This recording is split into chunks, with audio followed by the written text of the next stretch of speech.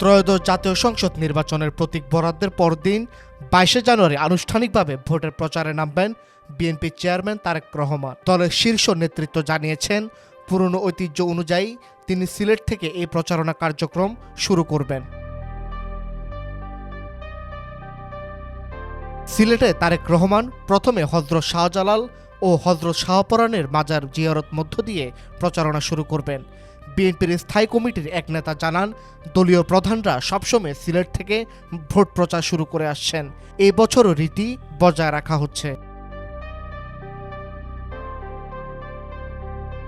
গতকাল শনিবার ঢাকার একটি হোটেলে সংবাদ মাধ্যমের সঙ্গে শুভেচ্ছা বিনিময় অনুষ্ঠানে তিনি বলেন, সামনের নির্বাচন, আমি একটি রাজনৈতিক দলের সদস্য।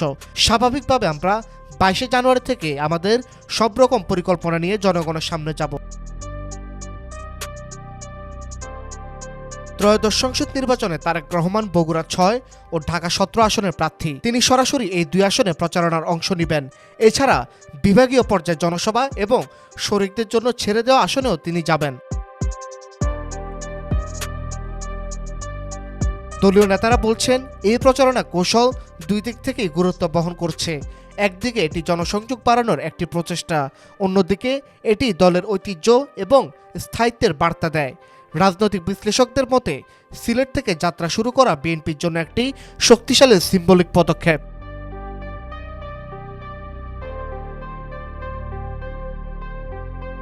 বিশ্লেষকরা আরও বলছেন, এই ধরনের প্রচারণা শুধু ভোট প্রভাবিত করার জন্য নয়, দলীয় কর্মীদের মনোবল বাড়ানোর জন্য গুরুত্বপূর্ণ। নির্বাচনী মরশুমে নেতাকর্মীদের সরাসরি জনসভায় অংশ নেওয়া, মাজার জিয়ারত ও ঐতিহ্যবাহী কার্যক্রমে অংশ নেওয়া সবই দলের ঐক্য প্রদর্শনের লক্ষ্যে পরিকল্পিত।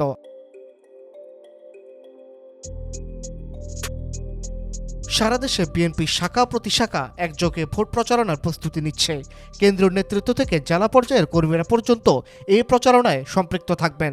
বিশেষ করে সিলেটের স্থানীয় নেতাকর্মীরা তাৎক্ষণিকভাবে জনসভা ও পথসভার আয়োজন করবেন।